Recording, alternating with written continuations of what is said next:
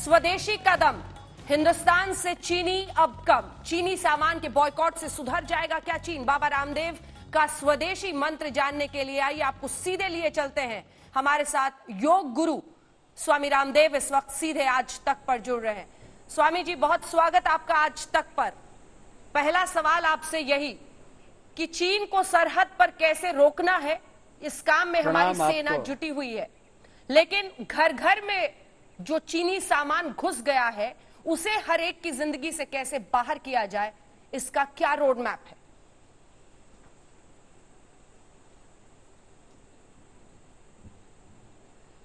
देखिए, सीमाओं पर तो हमारी सेना लड़ने में सक्षम है। देश में हमें एक सशक्त नेतृत्व प्राप्त है आदरणीय मोदी जी का, आदरणीय अमित शाह जी का। अब बात यह आती है कि हथियार से भी ज्यादा कोई मजबूत आज शस्त्र है तो बहिष्कार है।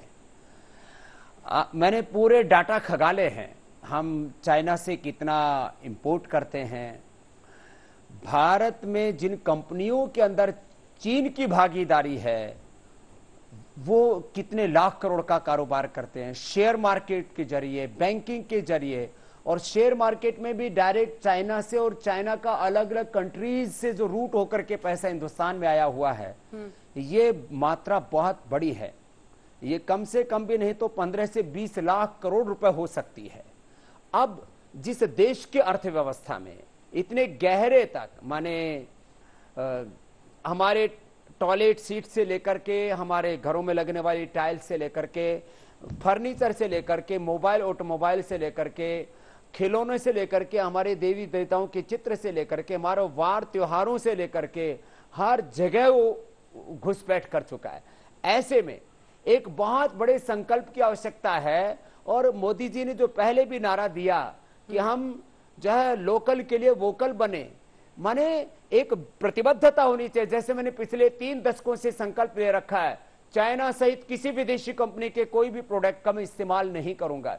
कुछ तकनीकी मामलों में जहां न बन पाए कोई ऐसी बात कि कोई सामान बन ही नहीं रहा है हिंदुस्तान में, वो 1% कोई बात आ सकती है।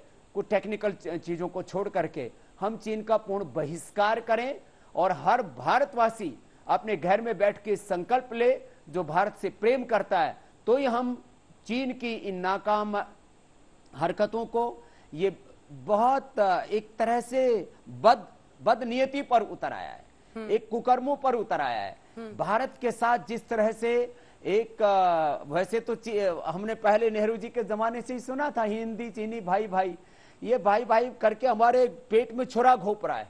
हमसे पैसे लेता है, उसी से हम पर आक्रमण करता है, उधर से पाकिस्तान को पोषित करता है। भारत का जिस भी तरह से नुकसान कर सकता हो वो हर नुकसान करने में चाइना लगा हुआ है। तो हमें यूरोप के साथ मिलके, अमेरिका के साथ मिलके, पूरी दुनिया के लोगों के साथ मिलकर के एक वैश्विक स्तर पर, कूटनीतिक स्तर पर, राजनीतिक स्तर पर तो चीन का बहिष्कार करना ही चाहिए। देश के अंदर आर्थिक स्तर पर, वैचारिक स्तर पर, भावनात्मक स्तर पर चीन के प्रति एक खाली बहिष्कार ही नहीं, एक नफरत, एक घृणा का भाव पैदा होना चाहिए कि ये देश का दुश्मन है, ये खाली व्यापार की बात नहीं है, ये देश के साथ अत्याचार करता है, क्रूरता करता है, बर्बादी करता है। लेकिन स्वामी रामदेव जी, सवाल मेरा आपसे ये है कि भावुक नारा, भावनात्मक रूप से आत्मनिर्भर भारत, वोकल फॉर लोकल, ये सब अच्छा लगता है, लेकिन अगर इसको सार्थक करना है जमीन पर, तो क्या भारत सरकार को अपनी आयात निर्यात नीति चीन को लेकर बदलने की आवश्यकता नहीं है?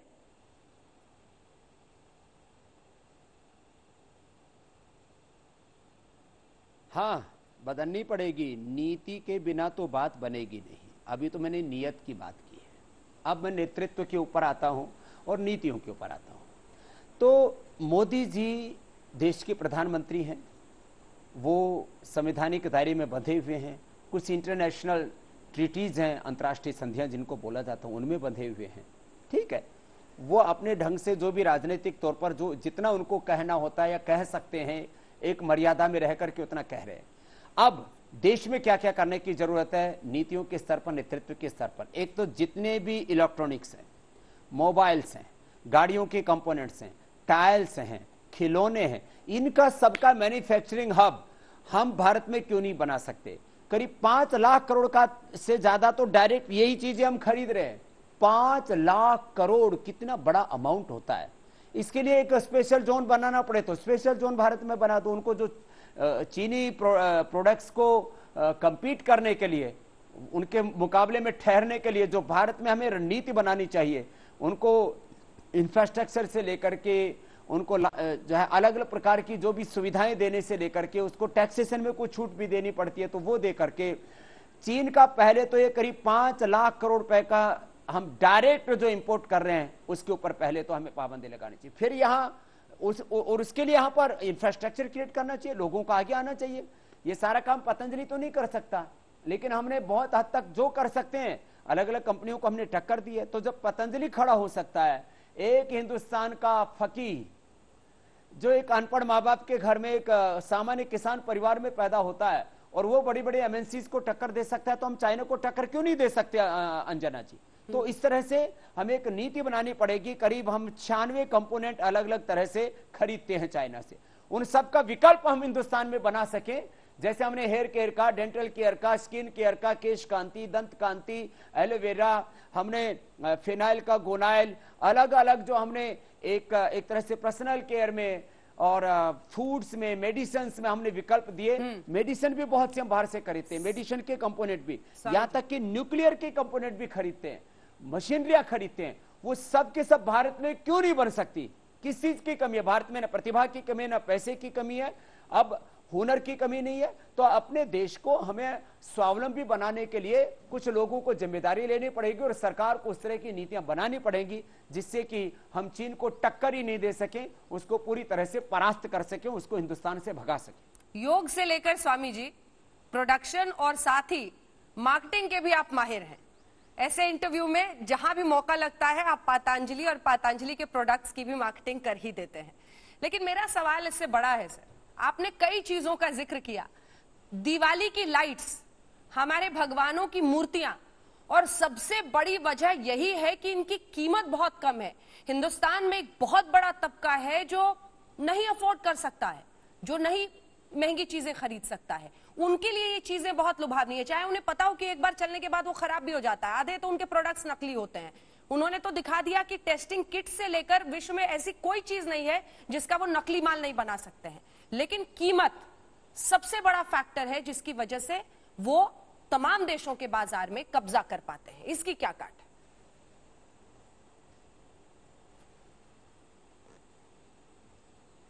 देखो, पहली बात तो अंजना जी आपने कही कि हमें मैं स्वदेशी का ब्रांड एम्बेसडर हूं, तो मैं तो कहता हूं पतंजलि नहीं, भारत में टाटा, बिरला, अडानी, अंबानी से लेकर के झंडू, वैद्यनाथ, डाबर से लेकर के अब इन लोगों को स्वदेशी कहने में शर्म आती थी। अब कहते हम देश की मिट्टी से हम जुड़े हैं, अभी तक कहां सोए हुए थे। तो मैं तो एकदम ठेठ स्वदेशी, और मैं कहता हूं सब लोगों को स्वदेशी कहने में गौरव होना चाहिए। और स्वदेशी का कहीं जहां प्रचार होता हो तो मैं तो कहता हूं आप लोगों को भी प्रचार करना चाहिए कि भाई देश की मिट्टी से जुड़ा हुआ कोई भी काम होगा तो हम उसके साथ खड़े होंगे। ये खाली विज्ञापन की बात नहीं है, ये देश के सम्मान, स्वाभिमान, गौरव की बात है। जहां तक आपने बात की उसको कंपीट करने के लिए, मैंने अभी बोला, ऐसी हमें पूरी की पूरी कार्य योजना बनानी पड़ेगी। उनको हम क्या क्या फैसिलिटीज दे सकते हैं कि जिससे कि चीन के कम से कम सस्ता नहीं, चीन से अच्छा और कम से कम चीन के बराबर का सामान बना सकें। तो फिर क्यों खरीदेंगे हम वहां से? और ऐसा करने में भारत सक्षम क्यों नहीं है? और बहुत से वहां माल तो वहां से 2 नंबर में आता है, उसमें और चोरी चकारियां होती हैं। तो हम ये सारी चोरी चकारी रोक दें और लाखों करोड़ रुपए का इन्वेस्टमेंट यहां पर हो जाए। जैसे मोदी जी ने कहा कि 20 लाख करोड़ का इन्वेस्टमेंट हम आत्मनिर्भर भारत के लिए अब इस कोरोना के आर्थिक संकट से बाहर निकलने के लिए भारत में करने जा रहे हैं।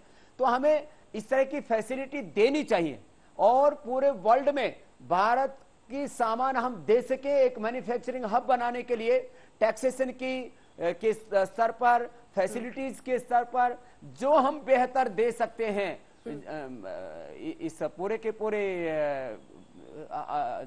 चाइना के इस आर्थिक ताने बाने को तोड़ने के लिए, उसके लिए सरकार को नीतियां तो बनानी पड़ेंगी अंजना जी। ठीक है, 3 ऐसे सुझाव जो स्वामी रामदेव दे कि सरकार को ये फौरन करना चाहिए, जिसके बाद हम एक बड़ा बदलाव देखेंगे। आपने कहा एक स्पेशल इकोनॉमिक जोन की तरह कुछ जगह बनाई जाए, टैक्स के रिलैक्सेशन दिए जाए। क्या आपको लगता है 3 कदम जो सरकार फौरन उठा सकती है जिसकी वजह से हम देखेंगे कि इजाफा होगा, फायदा होगा?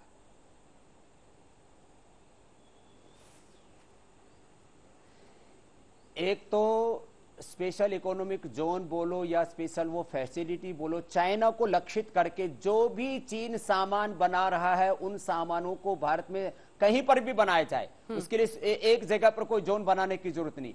वो हमारे हिंदुस्तान में नॉर्थ ईस्ट से लेकर के पूर्व पश्चिम उत्तर दक्षिण, इधर महाराष्ट्र गुजरात से लेकर के तमिलनाडु केरल से लेकर के जम्मू कश्मीर से लेकर के उत्तराखंड तक जो भी चीन का के सामानों का विकल्प तैयार करेगा उसको सरकार स्पेशल छूट देगी आने वाले 5-10 वर्षों के लिए। एक बात।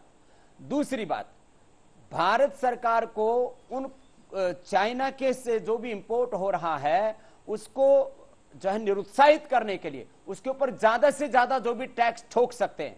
हम हजारों हजारों करोड़ रुपए के स्टील से, छोटी छोटी सामान, प्लास्टिक से लेकर स्टील से लेकर खिलौने से लेकर, तो जो भी उसके ऊपर ऐसी ड्यूटी लगानी चाहिए, इंपोर्ट ड्यूटी इतनी बढ़ा देनी चाहिए कि वहां से लोग माल लाने में निरुत्साहित हों।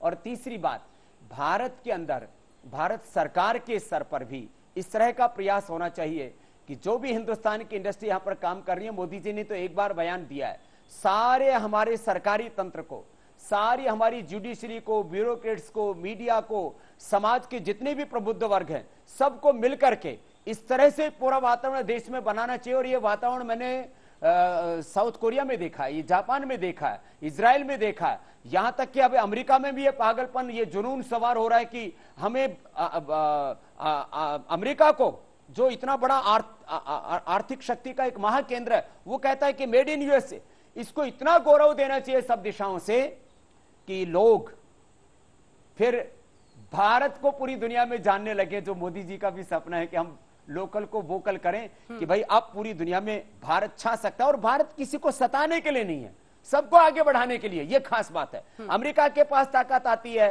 तो पूरी दुनिया में अलग अलग तरह के कई कर्मकांड करता है, सबको पता है। चीन के पास ताकत आएगी, वो पूरी दुनिया में विध्वंस करेगा। भारत के पास ताकत आएगी तो सबको आगे बढ़ाएगा। ये एक सामूहिक विचार देश में पैदा होना चाहिए, अंजना जी। लेकिन एक बहुत बड़ा वर्ग है स्वामी रामदेव जी, जो कुछ आप कह रहे हैं उसकी निंदा भी करेगा। वो ये आपसे पूछेगा कि जिस वैश्विक परिस्थितियों में हम जी रहे हैं इस वक्त, भारत सरकार भी एफडीआई के खिलाफ नहीं है, विदेशी निवेश हमें चाहिए अगर हमें देश की अर्थव्यवस्था को मजबूत करना है। ऐसी परिस्थितियों में किसी एक देश के खिलाफ आप भेदभाव की नीति कैसे अपना सकते हैं? वैश्विक परिस्थितियों में आप कैसे कह सकते हैं कि सिर्फ चीन के ही सामान को बॉयकॉट करो? यह भी निंदा की जाएगी, इस पर क्या जवाब होगा आपका? ऐसा है साहब, ए मेरी बहन, जो भी निंदा करे उनको करने दो। निंदकों को वो अपना काम कर रहे हैं ना, उनकी एक अलग जमात है। हिंदुस्तान के अंदर चीन से पोषित यहाँ राजनीतिक दल भी हैं, चीन से पोषित यहाँ पर कुछ मीडिया में भी लोग हैं, चीन से पोषित यहाँ आर्थिक क्षेत्र में भी लोग हैं, शिक्षा चिकित्सा के क्षेत्र में लोग हैं। अपने आप को लेनिनवादी, मार्क्सवादी, कम्युनिस्ट कहने में गौरव अनुभव करते हैं। उनका माई बाप उनको चीन नजर आता है। उनका मक्का मदीना, वेटिकन सिटी, उनका काशी मथुरा हरिद्वार, उनका सब आस्थाओं का केंद्र, उनके विचारों का केंद्र, उनकी भावना का केंद्र चीन है। उनसे हमको क्या झगड़ा करना, हमें क्या करना है ये हमें सोचना है और अपने हिस्से में एक जिम्मेदारी लेनी है।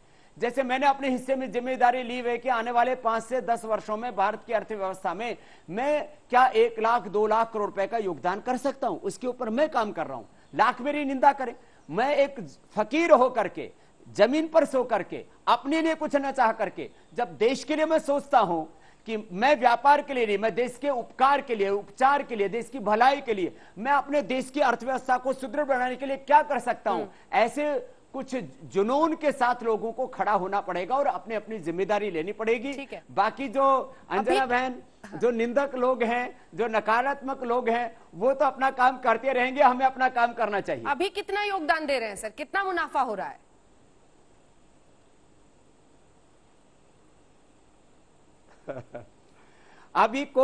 अभी मुनाफा नहीं, अभी तो बैंकों का कर्ज चुकाने में लगे हुए हैं। आपकी दृष्टि आप हमेशा बाबा जी के पैसे पर ही रहती है। बाबा जी के पास पैसा नहीं, अभी तो बैंकों का बहुत चुकाना है सर। ये समझने की कोशिश कर रहे हैं ना कि इंडिजिनस देश, पतंजलि का भी हजारों करोड़ चुकाना है, और ये जो कर्ज लिया हुआ है ना, जी पूरा करें। देखो अंजना जी, कर्ज लेकर के भारत माता के प्रति अपना फर्ज निभा रहा हूं, ये भी पहली बात है।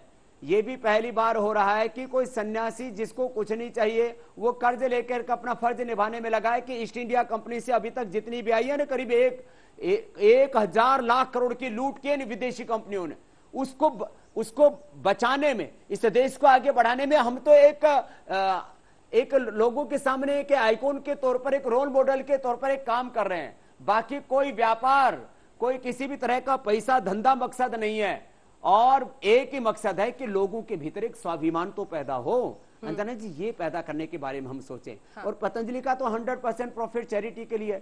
आज तक जिस रेट में हमने सामान दिया है, पतंजलि की दवाइयां दिए हैं, जो सामान दिया उसकी आप यदि कंपेरेटिवली इसको सोचे तो 10,000 करोड़ रुपए का हमने इनडायरेक्ट बेनिफिट दिया है। और जो हमने इंस्टीट्यूशन दिए हैं, योग के, आयुर्वेद के, स्वदेशी के, रिसर्च के और सेवा के लिए जो हमने देश के लोगों को लाभ दिया है, हाँ। उसका आप मूल्यांकन करेंगे तो प्रत्यक्ष रूप से हजारों करोड़ रुपए का, परोक्ष रूप से लाखों करोड़ रुपए का देश के लोगों को हमने फायदा पहुंचाया। अंजना जी, इसकी भी चर्चा होनी चाहिए। बिल्कुल। और ये आप गलत सोच रहे थे कि मेरी नजर आपके पैसे पर है, मेरी नजर आपके मॉडल पर है।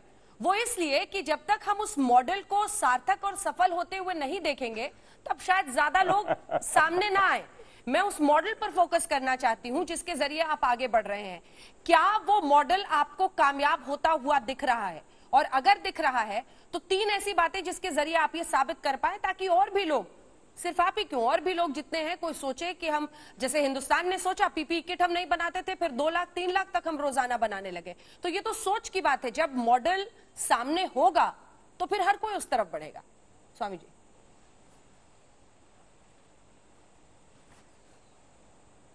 जरूर। मैं अंजना जी बस इसमें 3 बात, एक तो ये कहना चाहूंगा, एक तो आदमी को थोड़ा धीरज रखना चाहिए। आज मैं यहां पर पहुंचा हूं तो 3 दशक लगे हैं मुझे यहां पहुंचने में, और उसके पीछे एक कड़ी मेहनत है। मैं 40 सालों से एक दिन भी without any salary, without any package, without any designation, without any personal wealth, I am working 24 hours.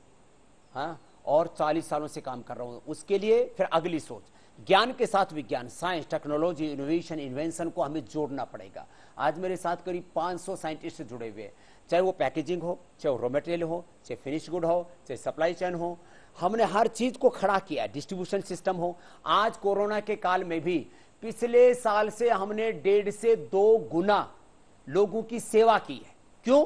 हमने जो है रॉ मटेरियल से लेकर के, मैन्युफैक्चरिंग से लेकर के, सप्लाई चेन से लेकर के, डिस्ट्रीब्यूशन से लेकर के, ट्रांसपोर्टेशन से लेकर के, सारी चीजों के ऊपर एक साथ काम किया। सिस्टम एंड प्रोसेस से लेकर के घर बैठे हमारे सारे ऑर्डर आ रहे थे।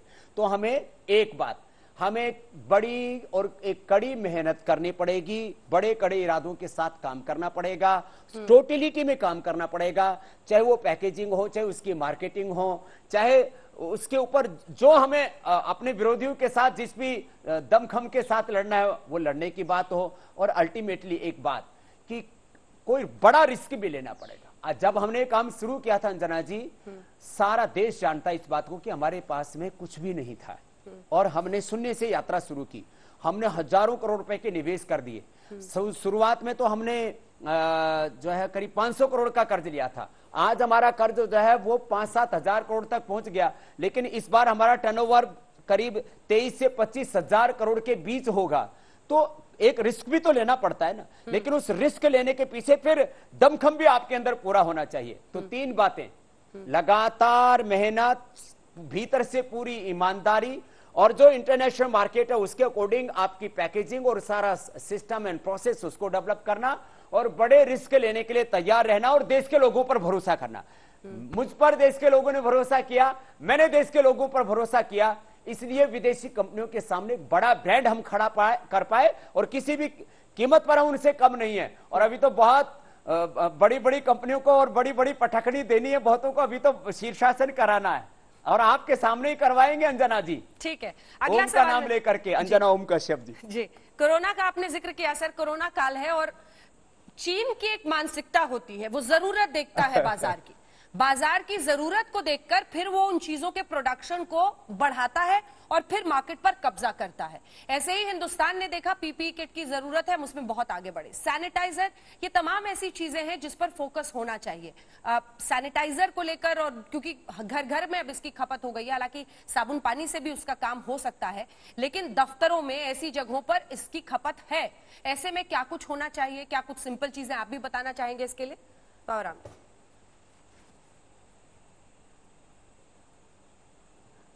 देखो, एक तो मैं बताना चाहूंगा सारे मीडिया के बंधुओं को, और जो ज्यादातर ऑफिसों में लोग काम अब पर उतर आए हैं, वो दिन में 25-50 बार तो सैनिटाइजर लगा लगा करके हाथ फट गए।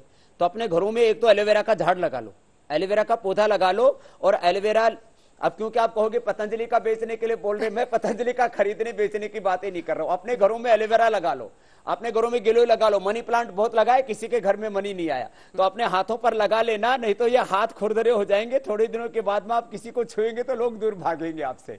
तो एक तो ये काम कर ले, सभी लोग अपने घरों में एलोवेरा लगा ले, अपने घरों में गिलोय लगा ले। पतंजलि की लेने की जरूरत नहीं है, ना मिले तो ले लेना, कोई चाइनीज नहीं है पतंजलि।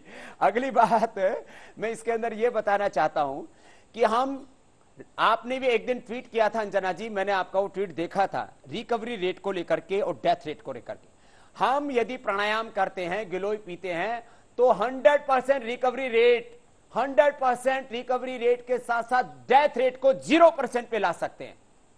तो भगवान करे ना हो ऐसा, लेकिन यदि हिंदुस्तान में 25-50 लाख या 1 करोड़ भी कोरोना पेशेंट हो जाए तो कोई डरने की बात नहीं। सब प्राणायाम करें, होना नहीं चाहिए, जो नियम कानून है मानना चाहिए, लेकिन इतनी इम्यूनिटी बढ़ाओ प्राणायाम योग से, आयुर्वेद को इतना अपनाओ कि पहली बात तो हम संक्रमित ना और हो जाएं तो खत्म कर पाए। और एक बात मैं बड़ी कहना चाहता हूं अंजना जी, अभी ये कोरोना दुनिया से जाने वाला नहीं है। अब कोरोना को तो हमें कूटना पड़ेगा, इसी की चटनी बनानी पड़ेगी हमको, इसी के साथ जीना पड़ेगा हमको। अभी जैसे ब्लड प्रेशर, शुगर, टीबी, बहुत सी कम्युनिकेबल नॉन कम्युनिकेबल डिजीज है, ऐसे ये भी इस धरती पर रहेगा और इसके साथ ही हमें जीना होगा। तो उसके लिए सबसे बड़ी चीज है, और हमने जिनको भी योगाभ्यास कराया और आयुर्वेद की जड़ी बूटियां दी, और ये कोई स्वामी रामदेव का इसके ऊपर कोई पेटेंट नहीं है, तुलसी है, काली मिर्च है, हल्दी है, अदरक है, अश्वगंधा है, और इसके अंदर ये दालचीनी है, मुलठी है, ये सब चीजें तो सबको उपलब्ध है। दूध में हल्दी है, च्यवनप्राश से इलायची, तो कोई भी लेने ना अपने घर पे। तो हमें अपनी इम्यूनिटी को इतना बढ़ाना पड़ेगा कि हम इसके साथ जी सकें, आगे बढ़ सकें। यही एक तरीका है, और कोई तरीका नहीं। और अपने हाथ में एक जिम्मेदारी ले, बीमारी से लड़ने की ताकत। कोरोना काल में जो भी देश के अंदर सामाजिक तौर पर, आर्थिक तौर पर, राजनीतिक तौर पर जो भी समस्याएं आई हैं, हाँ, बिल्कुल अपने हाथ में एक अपना उत्तरदायित्व, एक जिम्मेदारी ले। एक आखिरी सवाल जिसके साथ इस बातचीत का अंत करेंगे। संविधान का आर्टिकल 1 कहता है इंडिया दैट इज भारत। इसको लेकर एक चर्चा हुई, कोर्ट तक मामला गया। कोर्ट ने कहा कि उन्होंने एंटरटेन नहीं किया याचिका को, लेकिन कहा कि अगर आप चाहते हैं कि सिर्फ भारत ही नाम रहे, इंडिया ना बोला जाए, तो इसके लिए आप सरकार को ज्ञापन दें। अगर ऐसा ज्ञापन के पक्ष में आप भी हैं तो क्या कहेंगे सरकार से?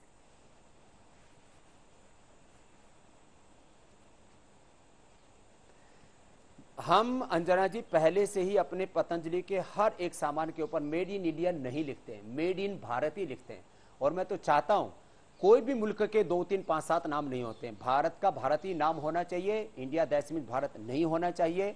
और चीन जो अभी हरकतें कर रहा है सीमा के ऊपर, वहां पर भी अब जो भी हो आर पार का ऐसा इस बार मुंह तोड़ जवाब देना चाहिए कि कभी भी वो भारत की तरफ बुरी नजर से देखने की हिमाकत न कर सके। बस इन 2 बातों के साथ ही मैं चाहता हूं कि पूरे देश में अपने आप को भारत और भारतीयता के गौरव के साथ आगे बढ़ने की एक जज्बे की जरूरत है। बाकी तमाम तरह की जो गर्दिशें हैं ये अपने आप छट जाएगी यदि भारत और भारतीयता का, मैं भारत हूं, मैं भारतीय हूं, मेरी जाति भारतीय है, मैं वो कर्म करूंगा, वो कर्म ही मेरा धर्म है। बाकी सब बकवास चीजें देश में चल रही हैं, जातियों के नाम पर, मजहबों के नाम पर, राजनीतिक विरोध और समर्थन के नाम पर, इन सब से ऊपर उठ करके एक भारत के बारे में हमें सोचना चाहिए, श्रेष्ठ भारत के बारे में हमें सोचना चाहिए, अखंड भारत और सबल भारत के बारे में हमें सोचना चाहिए। अंजना जी, बहुत बहुत धन्यवाद आपका, योग गुरु स्वामी रामदेव जी हमारे साथ जुड़ने के लिए।